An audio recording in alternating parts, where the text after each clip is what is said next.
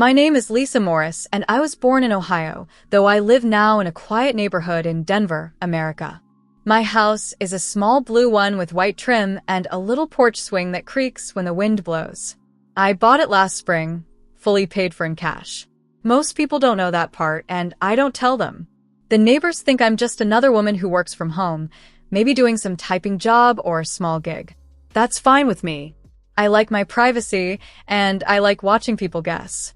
When Thanksgiving rolled around, I packed a small suitcase, locked my front door, and started the long drive back to Cleveland, where my parents still live in the same old white house with a cracked driveway. It's funny. You can build a new life, make more money than you ever imagined, but the moment you step back into your childhood street, the years peel away. I was once again the daughter who was too quiet, too strange, and not practical enough. I could already hear my father's voice before I reached the door. The sky was gray when I pulled into their driveway.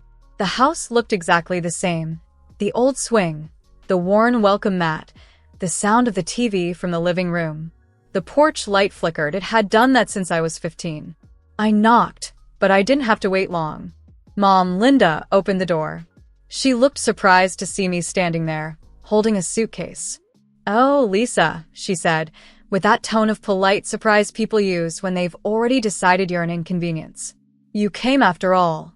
Dad, Robert, stood behind her, arms crossed, the same way he always did when he wanted to show control. My brother, Daniel, sat at the dining table, carving the turkey with his self-satisfied grin, and my cousin Sarah was laughing at something he said. The table looked perfect, a magazine picture. Glazed turkey, mashed potatoes, rolls, cranberry sauce in a fancy bowl, and a pumpkin pie that shone under the light. It was warm and bright, the kind of sight that's supposed to mean family. But it didn't feel that way to me. I walked in quietly. "Smells great," I said, trying to sound normal. "Don't just stand there," Dad said.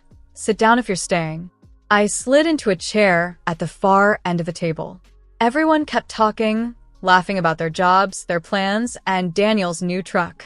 No one asked how I was. I waited until they all started serving themselves before I reached for a plate. But before I could lift it, Dad's voice cut across the table. "This food isn't free, Lisa. You have to pay for it." At first, I thought I had heard wrong. I looked at him, confused. "What?" Mom laughed, the kind of laugh that stings, sharp and short. "You know your father's joking," she said, though the tone wasn't really joking at all. "But seriously, you can't expect to come home and eat for free, not when you haven't been working. Times are hard." Sarah looked down. Daniel smirked, carving another slice of turkey. "Maybe you can do some dishes to pay for your meal," he added, pretending it was a joke. I just sat there, staring at the table. I wanted to say something, to tell them that I wasn't broke, that for the past year, I'd been earning $10,000 a month online, working with clients across America and Europe. I built websites for small shops in Chicago and Miami, designed ad pages for a company in Boston, and even sold design templates to a firm in London for £2,000. I worked hard, sometimes 14 hours a day, alone in that small Denver office with nothing but coffee and determination. But I didn't tell them. They wouldn't have believed me anyway.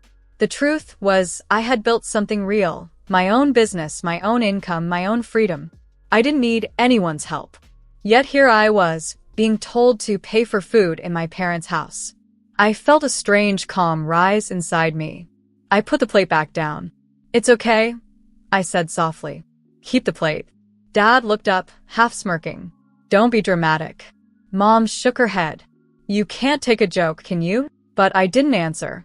I stood up, walked to the small hallway where my suitcase still sat, and picked it up. My brother laughed. "Where are you going? You just got here." I didn't even glance at him. I walked to the front door, opened it, and stepped into the cold. Outside, the wind was sharp, but it felt cleaner than the air inside. My car, my beautiful black coupe, waited at the curb. I bought it with my own money just 3 months ago, a quiet purchase that meant more to me than any applause could. The dealer, Chris, had asked if I wanted to finance it, and I smiled as I said, "No, I'll pay in full." He looked at me like I'd just told him a secret He couldn't understand. I loaded my bag into the trunk and sat in the driver's seat for a while, staring at the house. Through the window, I could see them laughing again, probably at me. I thought about walking back in, showing them the car papers, showing them screenshots of my income, showing them that I wasn't a failure. But what good would that do? Respect isn't earned by proving, it's earned by living. I turned the key, and the engine hummed to life. The sound filled the empty driveway. As I pulled out, I caught a glimpse of Dad at the window. His face shifted when he saw the car, a flicker of something like disbelief. Mom appeared beside him, her mouth slightly open. I didn't stop. I just kept driving. The road out of Cleveland was quiet, lined with bare trees and distant lights. I passed a diner on the corner, the kind that always smells like burnt coffee and hope. I thought about stopping for pie, but I didn't. I wasn't hungry anymore. What I felt wasn't anger, it was release. As I drove, I thought about how much had changed. A year ago, I couldn't even afford my rent. Now I paid my bills in full, saved for taxes, and still had enough left to travel when I wanted. I worked with real clients, people who valued my ideas, who paid on time. I'd built a name that meant something in small circles of digital freelancers. It was quite a success, invisible to anyone who measured worth by titles or family approval. By the time I reached the highway, snow had started to fall. The flakes hit the windshield softly, melting into streaks of silver under the streetlights. I turned on the heater and smiled, not because I was happy exactly, but because I was free. I didn't have to prove myself anymore. That Thanksgiving night, as I crossed state lines, I promised myself something. I would never again sit at a table where I had to earn the right to eat. That was the moment I stopped being the daughter they pitied and became the woman they would one day regret underestimating. And for the first time in years, I felt full. When I left my parents' house that Thanksgiving night, I drove through the quiet Ohio roads until the streetlights gave way to darkness and the highway opened wide. The radio played softly, but my thoughts were louder. Every mile between Cleveland and Denver felt like a memory, a reminder of how far I had come and how long I had walked alone to get there. My parents had no idea who I had become, no clue what I had built. To them, I was still the daughter who never had a real job, the one who always chased dreams that didn't pay. But to me, I had become something else entirely. I was self-made, invisible maybe, but solid and free. The road hummed under the tires as I thought back to Dayton, the city where it had all started.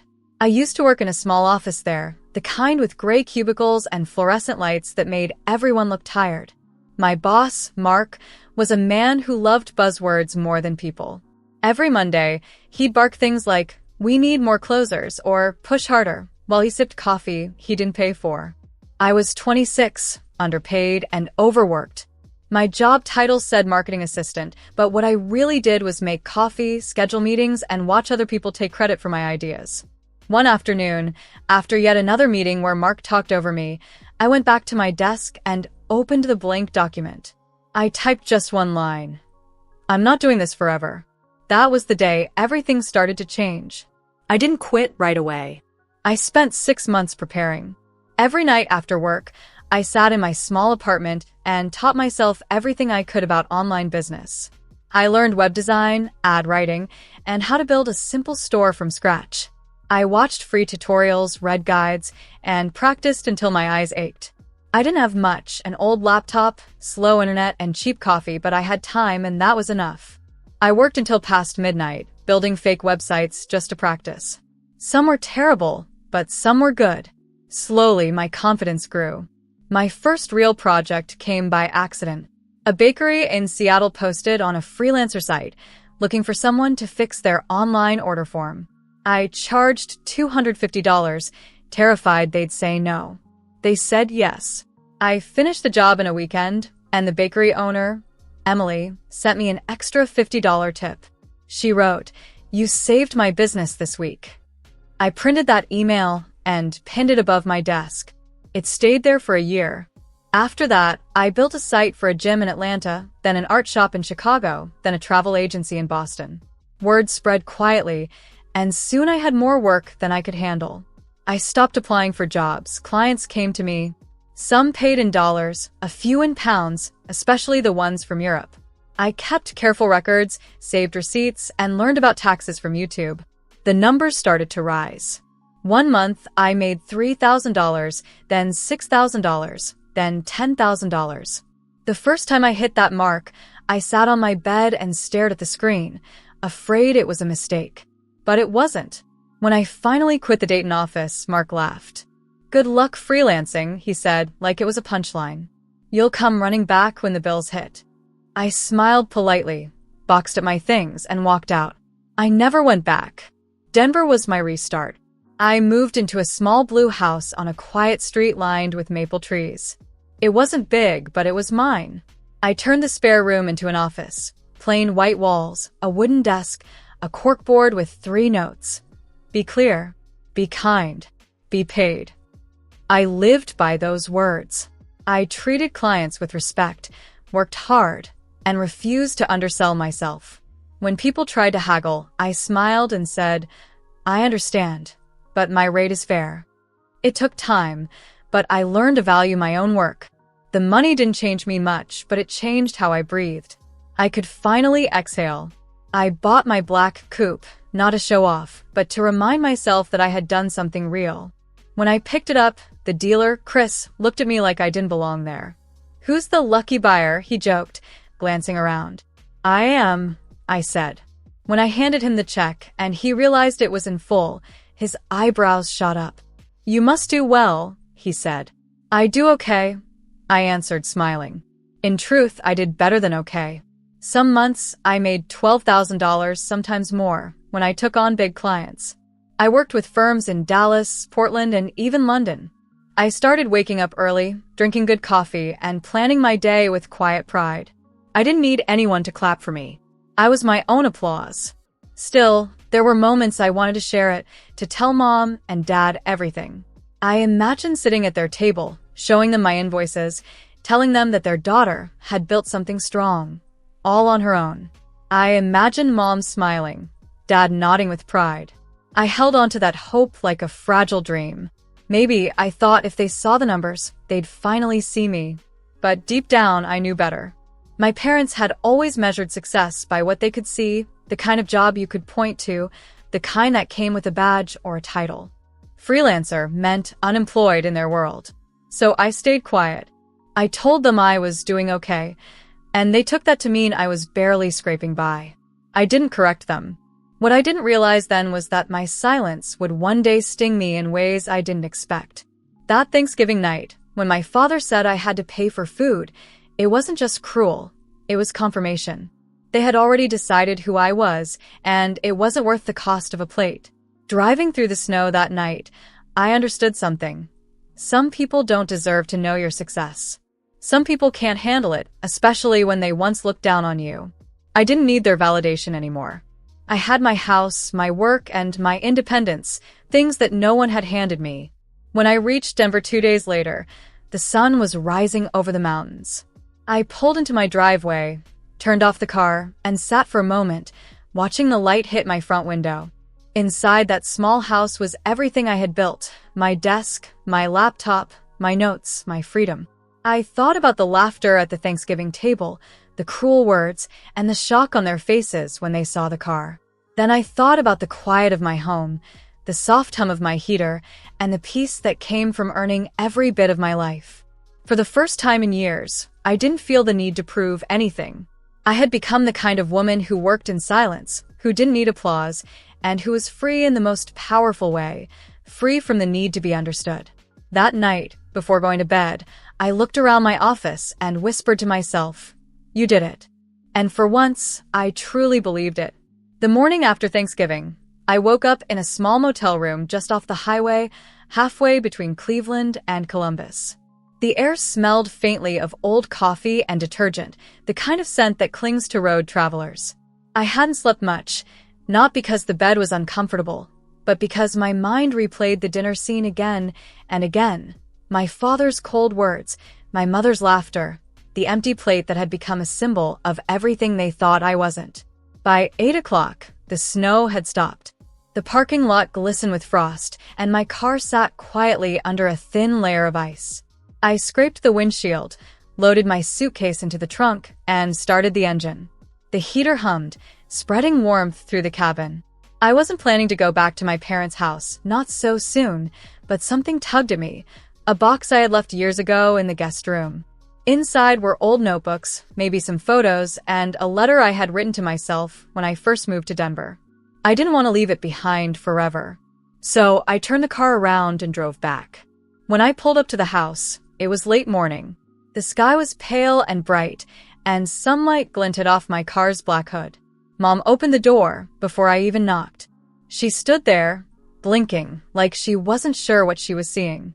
Her eyes went from my face to the car parked behind me. "Whose car is that?" she asked, her voice uncertain. "Mine," I said simply. For a moment, she said nothing. Then Dad appeared behind her, his mouth tightening as if the sight of the car itself offended him. Daniel wandered into the doorway too, followed by Sarah, still holding a mug of coffee. The four of them stood in a line, looking at me as if I had stepped out of someone else's life. "You're joking," Dad said finally, his tone sharp. I smiled faintly and walked past him to the driveway. "No joke." I opened the trunk and pulled out the old cardboard box I had come for. The edges were worn, taped, and retaped over the years. Inside were a few books, some framed photos, and the letter I remembered writing at 24. "Don't quit, even if you cry." The paper had yellowed slightly, but the words still felt fresh, a promise from my younger self that I had kept. As I lifted the box, I turned to Dad. "Here," I said, handing him an envelope. "You might want to see this." He frowned but took it. Inside were 3 printed invoices, my last 3 months of income. Each page showed the same line at the bottom. Total, $10,000, $10,000, and $12,500. For a moment, he didn't move. His eyes scanned the numbers, his brows rising and then pulling together like he was trying to make the math fit into the version of me he had built in his head. Mom's voice broke the silence first. "Lisa, why didn't you tell us?" I took a slow breath. "Because when I did small things right, you laughed," I said. "And when I did big things right, you didn't ask." No one spoke. Even Daniel's smirk was gone. Sarah looked down, her fingers tightening around her mug.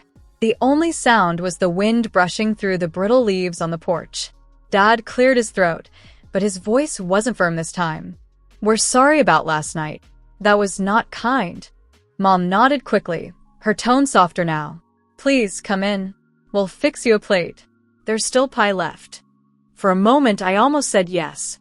I could smell the coffee from inside, the familiar warmth of the house, the comfort of old walls that had once felt like home. I even put my hand on the doorknob, the same one that had always been a little loose, no matter how many times Dad tried to fix it. But then I remembered standing in that same kitchen the night before, holding an empty plate while they laughed. I remembered the long nights alone in my Denver home, working until dawn, trying to build something from nothing. I remembered teaching myself to clap for myself, because no one else did. "I can't," I said finally. "Not today."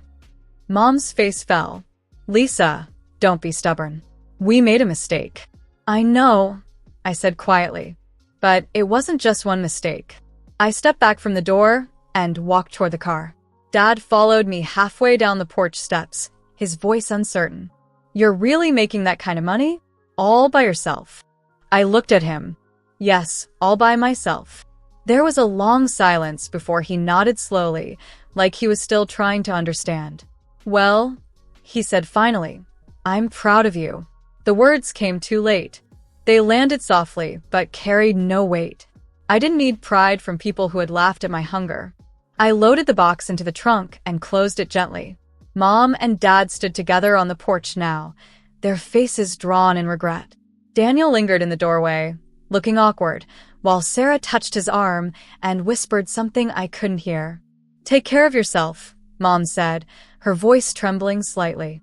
"I've been doing that for years," I said. Then I got into my car and started the engine.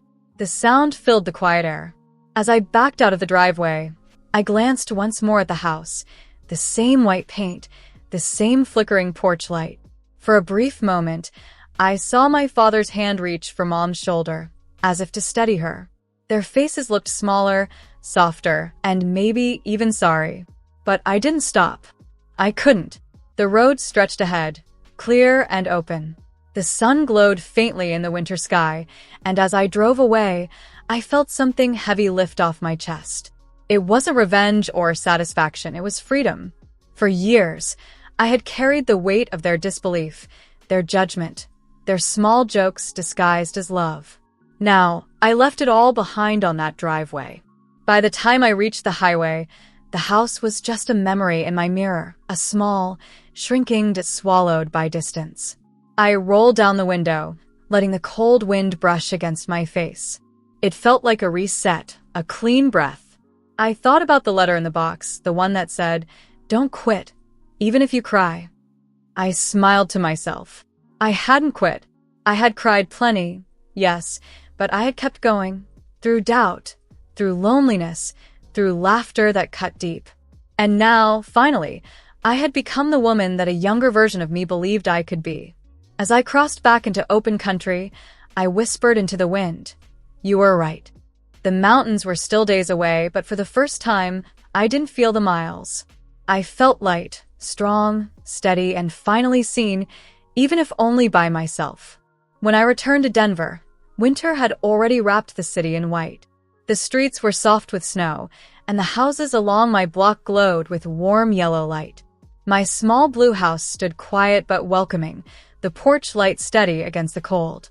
Inside, it smelled of cinnamon and pine. I had bought a little evergreen for the living room, not tall or fancy, but full and alive, and strung it with white lights that flickered gently in the evenings. It was my first Christmas alone, and for once, I didn't feel lonely. A few weeks after Thanksgiving, I decided to invite a few friends over. Sarah, from my gym, came first with a tray of lasagna. Nina, a writer I'd met at a coffee shop downtown, brought a bottle of wine, and Lucas, my neighbor who once fixed my porch light, arrived with a pie he'd made himself, slightly burnt, but good-hearted. We ate at my wooden table, the one I bought secondhand, and refinished myself. The laughter that night was easy, soft, without the sharp edges of judgment I had grown used to. At one point, Nina asked about my family. I told them the story. The Thanksgiving dinner, the empty plate, the cruel laughter, and the stunned faces when they saw my car. The room fell quiet for a moment, and then Sarah shook her head. "Some people don't deserve to know your success," she said. Lucas nodded. "You built something they couldn't understand," he added. I smiled and shrugged. "Maybe," I said, "but I'm done waiting for them to understand." After they left, I washed the dishes slowly, and the house was peaceful again. Outside, the snow was falling in thin silver lines, coating the porch rail. I looked around the room, the tree, the table, the soft lamplight, and realized I finally felt at home. Not because of where I was, but because of who I had become. Work stayed steady through the winter. I helped a bookstore in Portland redesign its online shop for $3,000, wrote an ad course for a Boston firm for £1,200, and designed a site for a Dallas florist who paid me in advance without a single question. Each project felt smoother, easier, more mine. I had learned to say no when something didn't feel right, to charge what I was worth, to walk away from people who treated freelancers like servants. Every month, I set aside money for taxes, for savings, and for small luxuries. Not flashy things, just comforts that reminded me I had earned rest. A new chair for my office. A soft blanket. A better coffee maker. These weren't gifts from anyone else. They were quiet trophies of independence. On weekends, I drove to the mountains. Sometimes alone, sometimes with Sarah or Nina. We'd find a trail, hike until the air grew thin, and sit on the rocks looking over the white peaks. Those drives cleared my head. The world felt wide and open again, not small like it had at that Thanksgiving table. Just before Christmas, a letter arrived in the mail. It was from my parents. The envelope was neat, the handwriting careful, my mother's. Inside was a single page that said, "We're proud of you. We're sorry." I read it twice, then folded it neatly and placed it in the drawer beside my desk. I didn't cry and I didn't call. Some apologies come too late to heal the wound they caused. Forgiveness, I realized, is like a door. You can open it or you can keep it closed. I wasn't ready to open it yet. Maybe someday, maybe never. For now, peace didn't require their approval. It came from the quiet mornings when I made coffee, turned on my laptop, and watched my name appear on invoices that meant something real. Sometimes, when I drove home at night, I passed families gathered in windows, their laughter spilling out onto the snow. A part of me still ached for that kind of warmth, but I knew now that family wasn't just blood. It was the people who sat at your table without asking for proof of your worth. It was the friends who showed up with pie and laughter, not judgment. One evening, as I sat by the window watching the snow fall over my porch, I whispered a small prayer. Not to anyone in particular, but to the universe, or maybe to the woman I had fought to become. "Thank you," I said, "for the work, for the quiet, for the strength." Because in the end, that was what mattered. I had built a life with my own hands, in my own house, with my own money. I had learned to trust my voice, to stand on my own, to feed myself and the people I loved, and as I looked around that little blue house, warm, full of light, steady against the winter, I knew this was enough.